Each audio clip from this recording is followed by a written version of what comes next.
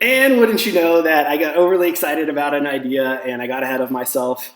I do it all the time. I actually got behind on myself. I should have stopped the last video after this slide, but we'll dive right in. I apologize. So where does our confidence come from? This is how we can overcome fear, criticism, bad advice. There's some carryover too. Like this is going to apply to overcoming fear as well. So how can we not be fearful? How can we not play this game in a scared way? Everybody is worried about, the other DFS giants, the sharks. Shark this, shark that, shark. Dude, I don't care about the sharks. Like, I'm trying to be a shark. Like, I'm a little baby shark right now, but I can't wait. I'm going to keep eating and eating and eating. And one day I'm going to be a great white and I'm going to eat all those sharks. Like, that's the type of mindset that we should have when we play this game. Like, we got to be wolves. You want to protect the sheep, you got to catch the wolf. It takes a wolf to catch a wolf. Don't forget that. Like, post it on Twitter. Like, I have it printed and posted all over my office. Like, whatever we need to encourage ourselves, like, remind yourself that, like, you were meant to play this game. If you take this, like, here's the thing. If you play this game, if you treat this game with the respect that it deserves, like, you will take this game as far as you want to go. And I'm here to help you. So when loved ones criticize us, who cares? Remind ourselves of that big old prize that we're after. When people told me I should quit,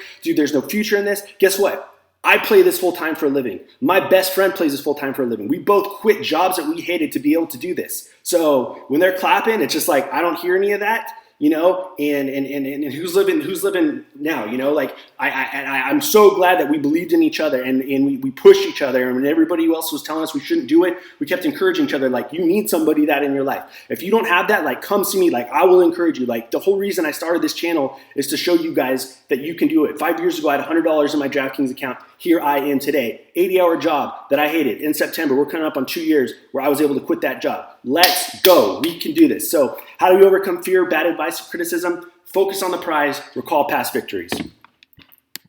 So now we're getting ready for battle. And of course, you think David's going to run into, support and encouragement? Of course not. So the first thing, all of a sudden Saul's like, look, no one's going to fight this dude. This is the only guy that we got to go fight. So I guess I'll let this guy go fight. But like, before you go, like, dude, let me get you ready for this battle. And so Saul basically tells him, like, hey, put on this coat of armor, take my shield, put on this helmet. So David puts it on and he can't even move. And he's like, I can't go in these, like, I'm not used to them. So he took them off. He took his staff. He took his slingshot with 5 smooth stones. I want you guys to remember that. The number 5 smooth stones. We're going to refer, this is what they call foreshadowing in the biz. We're going to come back to this in the last segment. So he takes 5 smooth stones and he pulls them from the stream, puts them in his pouch. David's ready to rock. David does not do what other people think is best for him. He knows what's worked in the past. Hey, this is how I took out that bear. This is how I took out that lion. I can't go to war with this strategy. Like, I gotta think for myself. So this is a pretty quick segment. So what I really want to talk about here is lack of focus, lack of patience. So we talk about all the time, like, there's 3 things to be successful at DFS. Number 1, you got to put in the work. Number 2, you got to be disciplined enough to manage your bankroll. And number 3, you got to be patient enough to develop your process. I know that the temptation out there with DFS is, you guys think there's a magic formula out there, and there's not. You think, I'm going to find this formula, I'm going to start winning, and then my life's going to change. That might be some people's reality, but I'm only speaking to my reality. That's not my reality. I lose a ton. In baseball, I lose 60% of the time on classic slates, 70% of the time in the mini max. Like, I'm losing a ton. So if you guys are starting something out, and you start losing, this is what ends up happening. It's a cycle. Is Monday rolls around and you got a new strategy and you're fired up about it, and you try all week long, and end of the weekend you blow up. You go to a stream like Manny's, you hear a new nugget, and again, it's a nugget. And Manny does such a great job. He's got so much knowledge, but we only want to focus on this new thing that we learned because we're going to do this and our life's going to change. And we're just continually running out of patience, blowing up our process. We don't give it enough chance to breathe. And that's not what we want to do. We really want to focus on what does work, lean into that while getting rid of what doesn't work. And we'll cover that later in this segment as well. So Saul's telling us that, David needs this armor to win, Who says that? Like, what are the touts notorious for doing? Like, that is like the number one thing I'm trying to rail against is these guys that are stealing your money. Yo, dude, you know what, man?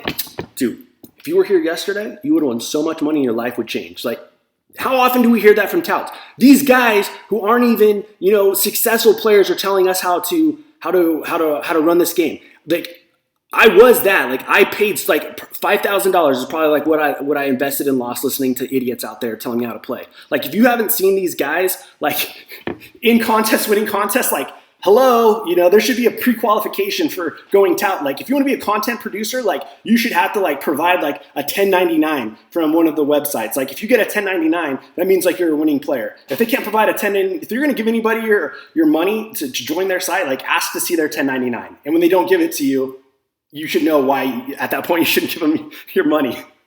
So the touts are always telling us like what we need, what we're not qualified for. And it's like, dude, why are we not winning? We're listening to these idiots out there trying to tell us how to play this game when they're not even winning players. What would have happened to David if he ran out there using Saul's armor? He can barely even move and tried to fight that battle. How often are you guys losing? How often are we losing? I shouldn't say you guys because I did this. How often are we losing going out there? It's like, oh my gosh, like I just saw something yesterday and it won, so that's what I'm doing today, and I'm God's gift to DFS. It's like, dude, I've done that so many times. Like the biggest downfall I have is blowing up my process, starting over, this is the day, and it's like, no, it's not. Like that's not how you develop a winning process. Like you really need to be focused. You really need to be patient and just try to get a little bit better every single day. If we can just get 1% better every single day, we're going to be phenomenal players, and we're going to double, triple our potential by not trying to be so big. And that's why I'm telling you guys, like, don't, like, I don't want to get ahead of myself in the lessons. All right, so David tried Saul's way. He immediately threw away. I cannot go in these. I'm not used to them. If you guys are playing with a strategy that you've never used, your normal volume, like it's going to go poorly most of the time. That's why I'm telling you guys, like if you're going to try something new, and I do this too, like if I'm going to try something new, I don't deviate from my current strategy. That's what I'm going to use the dime times for. Like people are like, dude, like I can't get ahead with these dime times. It's like, yeah, what have I been telling you? The dime times are not to profit. They're for process. Build your process, get your sample size. When you see your ROI consistently performing, if it works at the dimes, it'll work at the quarters and the dollars and the 2 and the 3 and the 4 and the 5 and all the way up. But we got to lock it in now. And that's why, it takes patience to do that. So are we testing like we should? Are we putting in the work that we should? David didn't take advice from someone that he was more successful than. Why do we? Here's the thing that I really, really want to bang on. And this, your number one takeaway from this part of the segment, this is what I want it to be. DFS is not a hobby for unsuccessful people. Traditionally, DFS is not something that somebody that hasn't had success in their life prior outside of DFS is playing. So you let guys who have never had any success in the business world, the teaching world, the programming world, whatever background you're in, try to tell you how to be successful when they're not successful. So unless it's like an El Jefe, unless it's like, one of these players like Drew Dinkmeyer or Mike Leone at Daily Roto and Ricky, the guys at Sabre, Dave and Manny at Fantasy Cruncher. Unless it's somebody that's actually had success, again, going back to our 1099 example, do not listen to them. Do not give them your money. There's so many guys that they talk big, screenshot. Like there is a spreadsheet out there with all of the results, and I have seen it, and there are guys that are running their mouth big time on Twitter that are down 5 figures, down 6 figures. These are the same guys that are trying to take your money. They're trying to sell their action. Why do I not give you guys plays? I'm going to help you study for the test, but you got to do the work. Why am I going to do the work for you? If these guys are so good, if they have such an edge, like why are they just giving it away? There's guys out there that are giving it away because they've reached the mountaintop, and that's who you want to support. That's a guy like El Jefe. Support that guy. That guy is a boss. Like you're going to learn a ton from him. So that's all I'm trying to help you guys. If you guys have money to allocate to this because you are successful in other areas of your life, remember that. Like, don't take advice just because someone runs their mouth on Twitter and it makes you feel small. Don't listen to these guys who want to be like King Saul and David's brother and tell you how unimportant you are. So give me your money. Like I'll take care of you. Like no. Like you don't know what to do. I will take care of you. Give me your money. Like who says that? Like that's what plantation owners used to say back in the day. Like you want to be someone's slave in this? Like no. Like think for yourself. Like put in the work. Don't let, someone else's impatience, these touts' impatience, talk to you about, hey, you know what? You just missed out yesterday. So, dude, sign up today. And then you lose. Sign up again. Like, that's how they get you. Like, we need to be smarter than that. Put in the work, keep testing, build the sample size, be patient.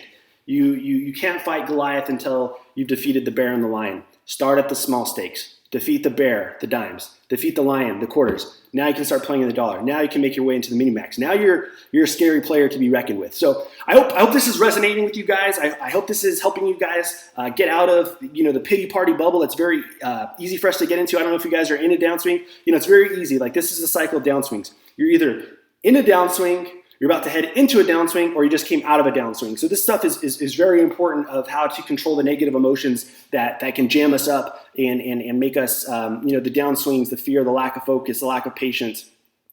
That stuff can multiply if we're not attacking it correctly. Hopefully these are some good ideas to help you guys attack these things more appropriately. Losing focus, lack of patience. You got to have it, guys.